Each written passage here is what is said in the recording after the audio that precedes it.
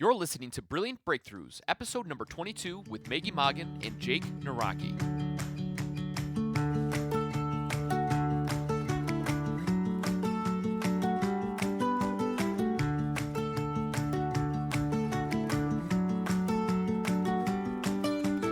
Hi, small business owners. Welcome to the podcast Brilliant Breakthroughs, where we focus on brilliant breakthroughs for the small business owner.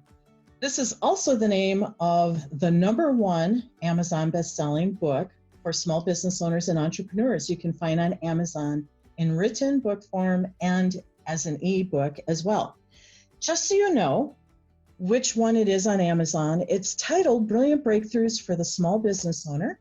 Fresh perspectives on profitability, people, productivity, and finding peace in your business. Hi, everyone. My name is Magie Mongan. I'm the anthology leader of the great book, and today we're honored to have Jake Nawrocki, a #1 best-selling author, with us to talk about your business's people performance being supported via improving relationships with radio shows and podcasts. Welcome, Jake. Hey, thanks, Maggie. How are you? I am well. You ready to rock this out? I am. Let's do this. Okay, let's share the secret sauce with everyone, okay? Perfect. All right, so everyone, Jake's chapter is the 6th chapter, and it's titled Your Voice on Air.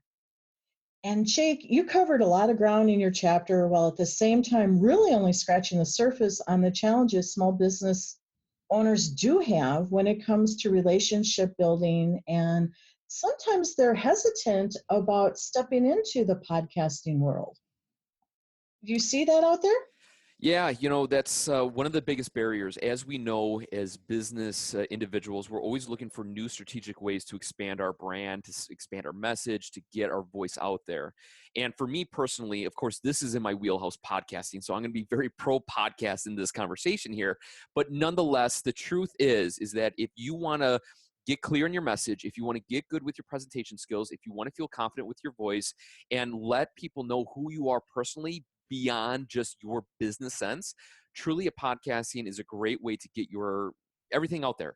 And the reason why I say your voice on air is because, as we know, one of the biggest impacts way back in the day was to get on the radio show. And as we know, as time has progressed and a lot of internet and a lot of chat rooms and YouTube and social media and a lot of other chaos that's going out in the world, still one of the most profound things to get your voice out there and exposed is to create a podcast or to be on podcasts.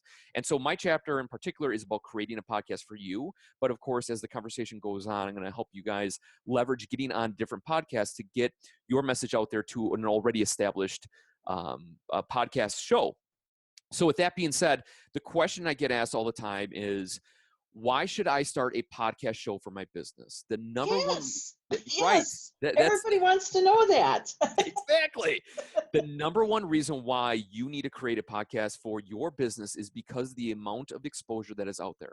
Currently in iTunes, which is kind of the mecca, the creme de la creme of podcast shows, there's only around 600 to 700 podcast shows out there. But the listener base is in the billions of listeners. And on average, they say statistically that if a podcast listener has downloaded one show, chances are they are listening to at least 3 to 5 other shows, podcast shows, at the same exact time. So what does that mean for you?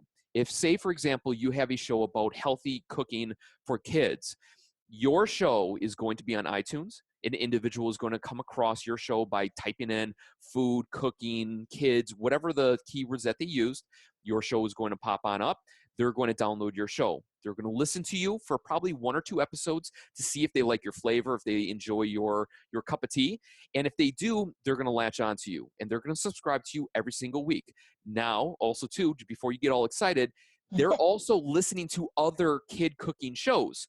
And that's okay because you have a story that's unique to you. You have a voice that resonates unlike anybody else. You have a background and a history and educational level that the other shows may or may not have. And the most unique thing about this is that you are truly talking directly to your consumer. You are talking to directly that somebody is in the trenches with you that's looking to create a healthy meal plan for kids. And once that audience connects with you on that level, They will be with you every single week or every couple times a week, however many times you decide to publish a new episode on your podcast show. We'll build that bridge even stronger. And in time, you can release a book. In time, you can release an online class. In time, you can create a seminar. And with that, people will want to be with you on that journey. And there's nothing more profound than having people come across the country to see you because of a show that you created in your home office, or right now I'm recording this in my downstairs bathroom. You can do it on the lake. You can do it anywhere. The great thing about podcasting, it's easy to do. It's simple. All you need literally is an internet connection to upload your show. That doesn't mean that you need an internet to create the show. So it can be live. You can record it days, weeks, months, even years before it goes out to the world. So there's a lot of possibilities. I know I threw a lot at you guys. So hopefully in the next coming comments here, we can maybe slice it up and dice it up to a little more manageable for you. But nonetheless, I'm a fan of it. I believe in it. And of course, I wrote a chapter on it because I believe in it so much. Well, you can tell that you're a pro. Congratulations. And you know this firsthand because your podcast has some really nice rankings and you're able to talk about that. You address it in the chapter where you say what your success is. So why don't you take a moment to brag? Because sure, yeah. You have done just what you said. You have brought people across the country and from other countries to be with you because of your podcast. Yes. My journey began about 5 years ago now. And the reason why I decided to do a podcast was nothing more than I knew my strength. And there's a popular gentleman, my Gary Vaynerchuk, and he says, don't work on your weaknesses to get them up to be good. Just work on your strengths and leverage that to the 10th degree. Now, this was before he even said that. And I knew my strength was talking. My strength wasn't typing or writing because I have poor grammar. It takes a while. There's just a lot of moving pieces for me personally. And everybody that's listening to this, we all know what our strengths are. And all I can say is just leverage the heck out of that. But needless to say, my voice was my strong point. I knew I had the gift to gab and the gift to kind of dive deep into conversations with other individuals.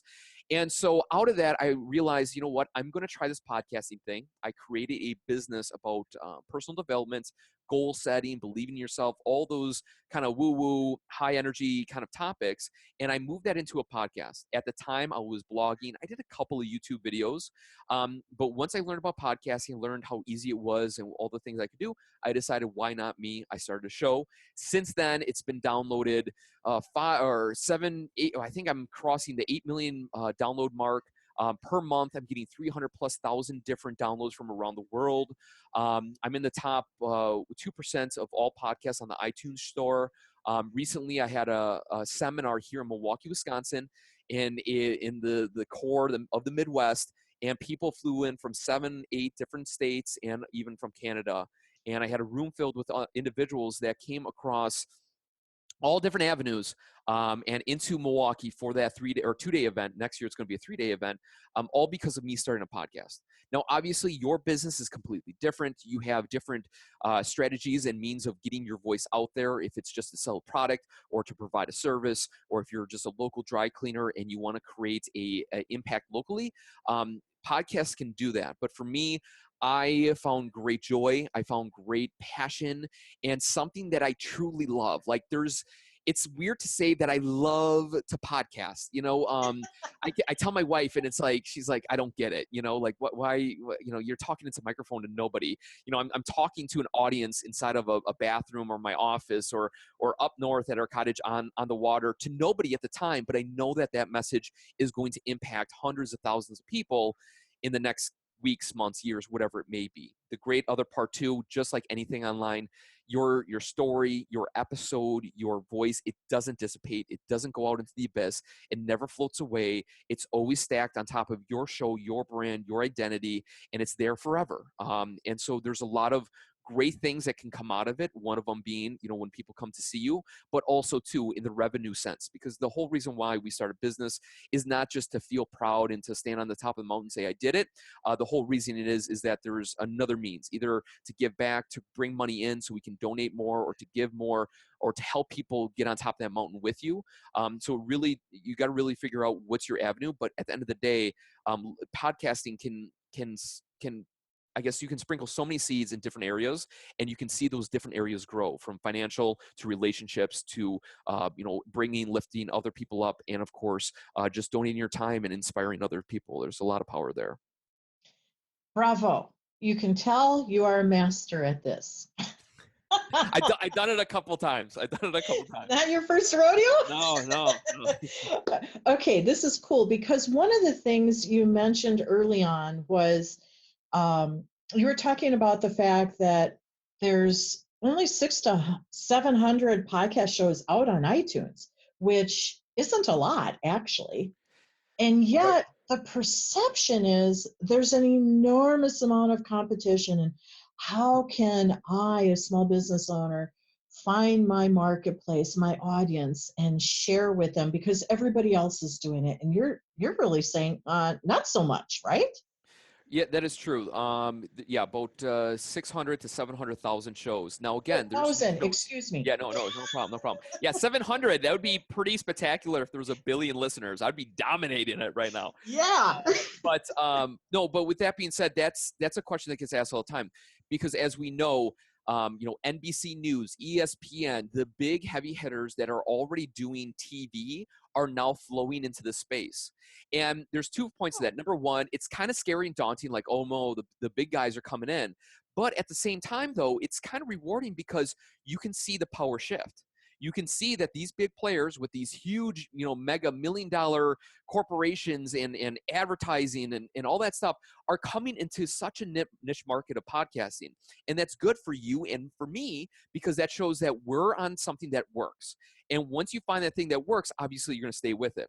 On the caveat to that is that the other side, there are shows that talk exactly about the same topic that you do. And people go, Jake, there's already a show that talks about healthy eating for kids. And again, that's just my general example. I'm going to carry through this conversation. And people are going to go, there's no way I can compete. This woman that has her show, she has programs and she has seminars and she has books and all this stuff. She's on every other podcast out there. How can I get my voice out there? Why should I create a podcast and go through the whole rigmarole of getting it going and intro and outro and all this other movement to just compete with her? The great part is that when it comes to a voice, there is nothing more intimate than listening to somebody. There's nothing more intimate than listening to somebody with putting headphones into your eardrums. When you can get that close, when somebody can put your voice inside of their eardrum, you are building a connection unlike any other. And even though Susie Q has her great show with all this amazing value and doing all these crazy things, there are people out there that don't like Susie Q. They don't care for her stories. They don't care for her personality. They don't care for the way that she does her show. But what they do care for is a new perspective. What they do care for is an individual that comes from a more personable experience. And if you're able to bring that just from your own, from you being you, you don't have to create any person. You don't have to dress yourself up as somebody bigger or smaller than what you are. You coming into the podcasting world as you will attract such a large audience that you don't even understand the impact until you actually do it. When I started, I had no idea who the type of person I would go. They say when you start a business, know your niche market, know your perfect avatar customer. I had none of that. And in time, I kind of grew into that. And so if you're really in that plethora of like, oh man, I know I want to, do something. I have this business idea in health. There's so many other people in health. You have a unique story approach that can bring in the masses to your own show. So when it comes to feeling scared, you shouldn't be. There's more than enough listeners out there. Of course, are there other shows going to be coming in? Are there going to be people that are going to be talking exactly the same topic as you? Of course, that's always going to happen. There's people in front of you, and there's always going to be people behind you. But the thing you got to realize is, number one, you have a unique voice. You have a unique story. You are truly something that people want to hear. And then the other thing is to understand that if you decide to stay in this game longer than a year, like to be in it for the long term, not just like something you're going to try and like, I'll see how many people listen to me and then I'm going to bow out, then it's not going to work, because people want to hook up with people that are in it for the long haul. They want to grow with you. They want to keep on hearing new things. They want to hear your stories and your personality and your experiences come through the show, not just 1 or 3 podcast episodes, but for the long haul. And if you're able to do that, if you're able to say, you know what, this is something that I could do to build myself up, to build up my voice, my message, to bring in that perfect customer, ideal customer to me, and maybe I'm missing an ideal customer out there and they're just organically coming in, there's a lot of doors that can be opened up through podcasting. I highly suggest that you get started and don't worry about what the world is doing in the podcast space, because your voice is exactly what listeners want to hear. And you're doing a disservice by not creating a podcast, because there's people that they're hemorrhaging. They're like, I need something else. I need somebody else. And you could be that somebody else. And once you do that, the world will open up to you. Okay, so I got 2 takeaways from all that. The first one is something that I've said for a long time. Yes, there's competition out there, but, yes, there are competitors out there, but there is no such thing as competition, because we uniquely bring ourselves forward and serve in a unique way. True. So that's a different way of saying what you just Yeah, said. you nailed it. Yeah, that's a great point. Yeah, the other thing that I have not even thought about regarding podcasting is that just get out there and start rocking it and commit to it for a year, right? Okay.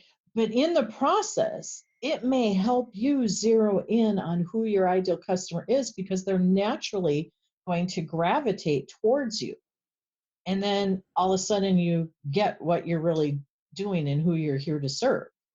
Right. So it can be a really cool way to zero in on who the ideal customer is for your Right. business. You know, the example that just popped in my mind is if you're at the beach and you have like a sieve, where the kids, scoop it in the water or the sand and they kind of shake it around and the sand falls out and the rocks stay in the bin.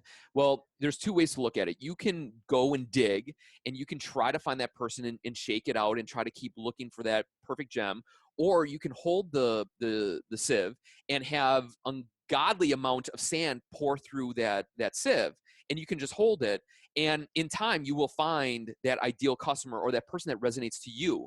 And so either way, you got to do the work, because you have to be on the beach to get the reward. But the key here is that people will naturally attract to you, and you will find that, I didn't think that females at the age of 50 to 60 are very interested in my topics.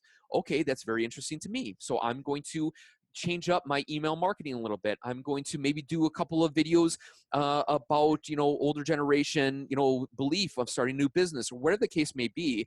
And you can kind of tailor it to those waves in the ocean, because as we know, every season brings a different wave of individuals. Beginning of the year, you got the rah people, but as we know, they kind of dwindle out. At the end of the year, we have people going through the midlife crisis, because it's the holiday time and people want to get their minds right, because the end of the year is coming and they're maybe not where they want to be. I'm just talking about in my world here with personal development. So I can see that in my download ratings and stuff like that. But at the end of the day, as people email you time and time again, you can kind of start to go, okay, this resonates with this type of person, that resonates with that person, this topic goes over here, that topic goes over there. And in time, you can kind of start to carve your own path of content, content or carve your own path of creation to benefit those different types of people. Now, again, if you have a business that is solely on helping geriatrics go door-to-door sales, this is a joke, obviously, then obviously that you are truly dedicated in that space and you cannot go searching for new individuals. And maybe in time, when you realize that geriatrics going door-to-door sales is not really working out for you, you can go, okay, well, what's the next best thing? I'm going to go through my emails or reviews and read them and say, oh, okay, a majority of my listeners are 30-plus males that are looking for door-to-door sales, whatever the case may be. So there's a lot of different ways that you can go about it. Hopefully that makes sense to you guys, but either way, there's a lot of listeners out there that are willing to give you feedback. And once you get that feedback, it's up to you to decide if you go left or right, stay on your path, pivot, whatever you choose, because podcasting is very unique. Right. It totally is. And I know our time is getting a little tight. We're not done yet, but our No. time's getting tight. And I want us to move over to how the heck do we expand our visibility and get on other podcasts? But I think there's one important thing to talk about briefly first, which is, this whole game. It's a different game. You already said it. You're talking into the abyss in one aspect, but in another, you aren't at all. So a lot of people are hesitant about stepping into the podcast world for a lot of different reasons. Right. What's your counsel on just get over it and do it? Is self-doubt, tech complications, whatever? What would you generically say? Well, this weekend, I'm actually presenting on conversation. There's a group of individuals that want me to come on in and talk about conversation. How do we do a better job with networking and stuff like that? And I wish I could interject in there to start your own podcast, because the reason why I say this, again, you can totally tell I'm like, obsessed with podcasting, is because communication is still the best and most intimate experience that you will have with your customer. And if you are just typing on a blog, or if you're showing up and you're going through a different means of a quick quote on social media, it's not making that deep relationship. If you're able to sit there and to share an intimate experience, or to share, what, my business is going great, but I'm struggling in this department, and you show that you're real, you show that you're human, you show that you make mistakes, people gravitate towards that. So you are going to start a podcast and you're thinking to yourself, Jake, I don't have the right voice. First of all, you have an amazing voice. Your voice is unique to you. There's no other voice like it. Do not sweat that your voice doesn't sound like one of the professional sportscasters out there, okay? You're not going to have that perfect, deep bellowing, just intense voice. It may not apply to you, and that's okay. The second thing is the tech aspect. It's too complicated. I don't even know how to create my own blog, or whatever the case may be. The good and bad is, unfortunately, internet is running the roost with businesses. If your business is not online somewhere, somehow, you are missing a huge amount of people. To bring that into the podcasting world, I'm recording this conversation off my laptop and a headset that has 2 headphones for me to listen to what Maggie is talking about, and then a microphone that's integrated for me to speak through. You can get geeky and talk about, what microphone is the best and all different types of stuff, acoustics, but that's not going to help you get your voice on air. And so it's very simple to do. There's a lot of free resources out there. And then also, too, I have a program called yourvoiceonair.com, where I teach people to create their own podcast. So if you're interested in that, head on over there. But in retrospect here, there's a lot of doubts. I don't have good stories. I don't know what to say. My message is incomplete. Look, unfortunately, when it comes to podcasting, you can edit yourself after every or ah or pause, and you probably heard it in this conversation. I mess up on words, Maggie messes up on words, but we make it flow because it's a real conversation. And if you're going to edit yourself like you edit your blog posts, or you edit your social media, you're never going to have the charisma to stand on a stage and present in front of a group of people, because again, that's real life. There is no editing on the stage. And also, too, if you're able to feel comfortable knowing that you're going to stumble, you're going to say ums and ahs, and you're just going to push through and you're going to get it over with, your confidence is going to skyrocket. You're going to feel more approachable at a networking event. You're going to be able to sell your business easier without feeling insecure and all those different types of things, because you're used to blabbing on a microphone, and the first couple are going to stink. It's going to happen. Don't worry about it. It happened to me. It happens to everybody. But over time, your voice is going to get refined. You're going to find your signature kind of steps that you play along with through your podcast. And once you do that, you're on the momentum train. And again, that's why I say you got to stick with it for kind of long term here. This is not jump in, jump out kind of pool time. This is truly, you jump in and you play in the water, and you lay in the water until you start to float. And once you're able to float, great things can happen for your business. I couldn't agree with you more. The key, at first, they're going to stink. Whoa, boy, if that's not the truth. As you know, I don't podcast. I used to a long time ago, but I blog.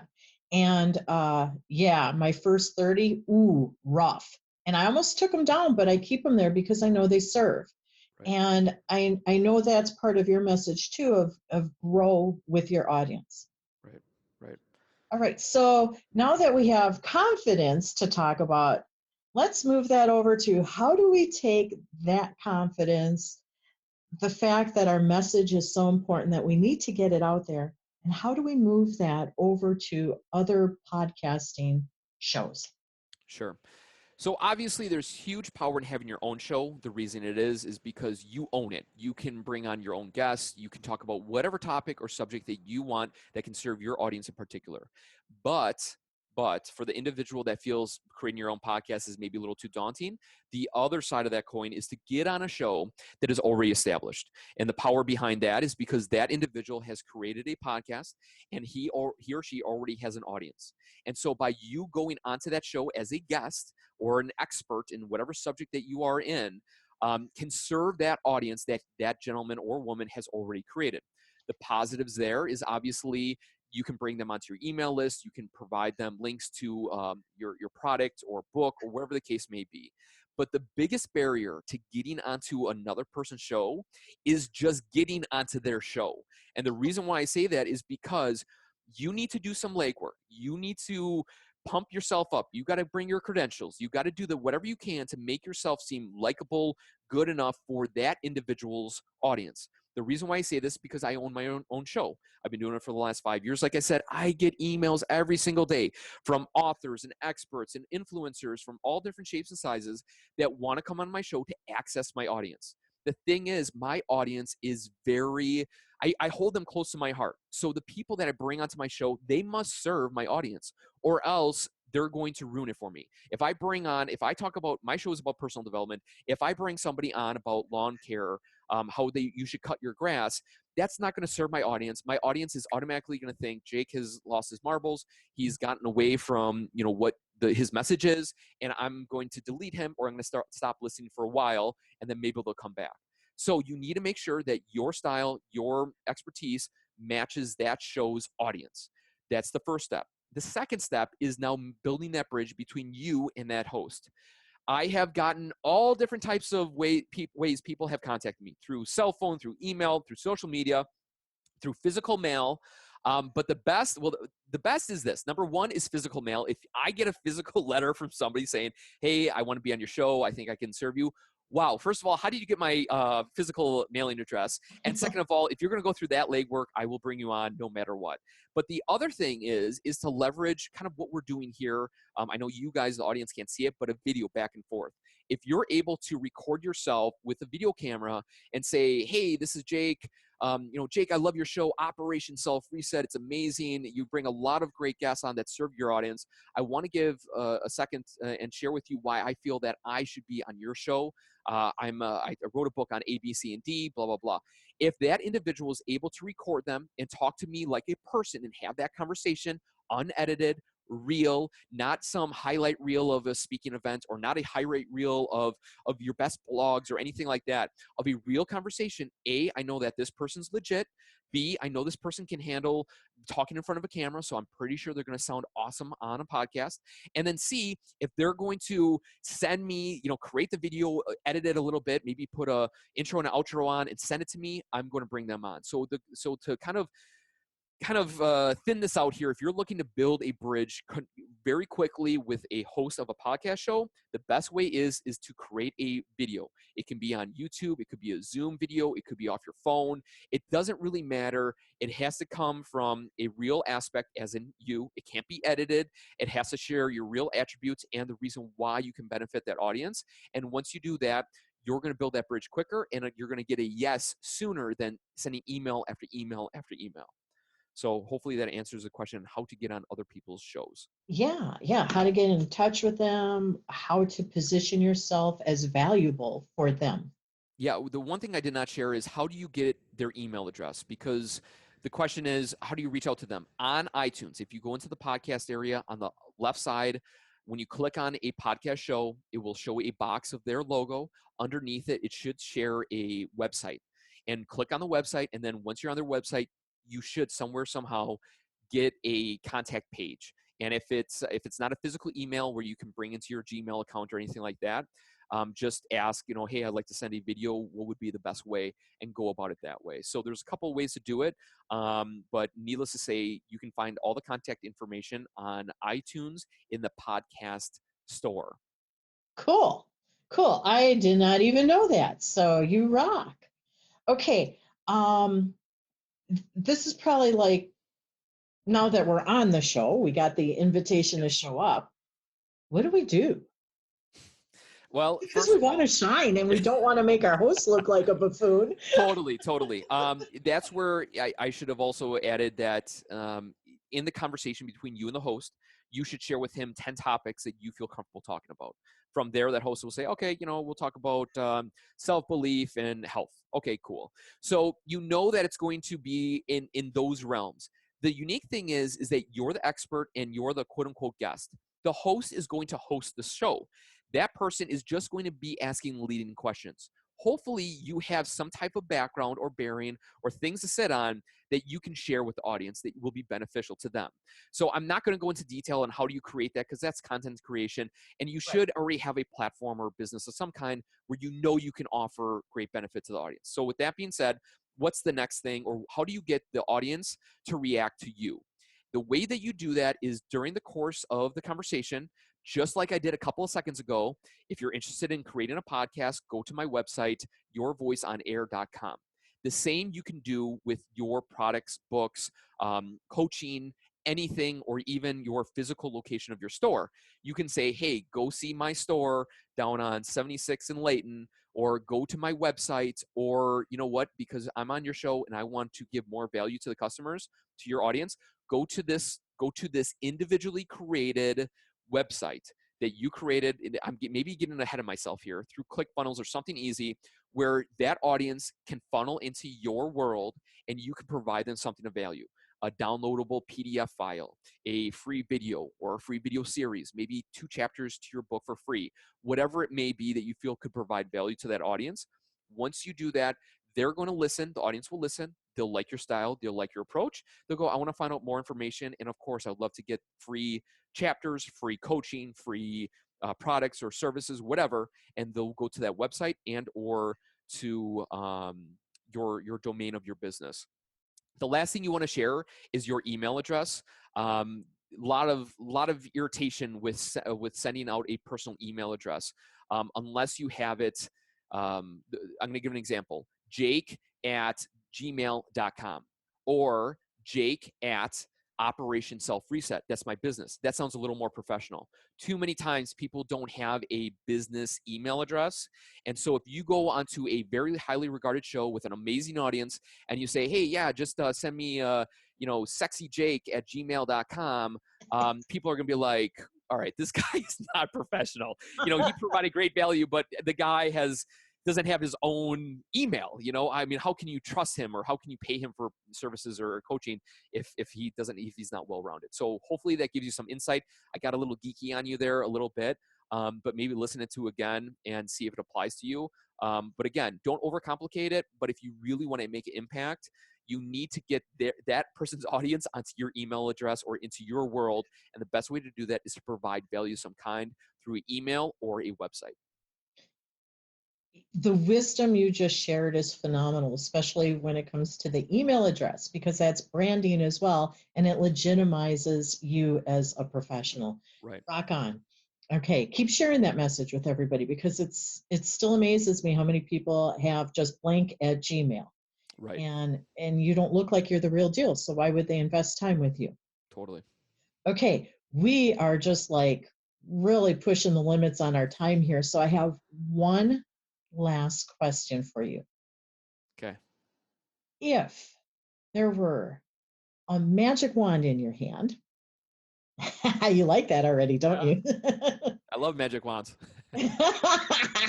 What would you say as you wave that over all the small business owners out there? What is your wish for them? Well, I wish you the best and continuous growth. I have seen it. You guys have seen it. People jump into the business world and they diminish over time. Understand, I'm reading a new book. It's called The Dip. And man, oh man, I forgot his name. But regardless to say, there are going to be times and hurdles that are going to come into your business in your life. And you have 2 options. You can quit and find a new endeavor, or you can push through the difficult times to make sure that you find an amazing, freaking awesome times.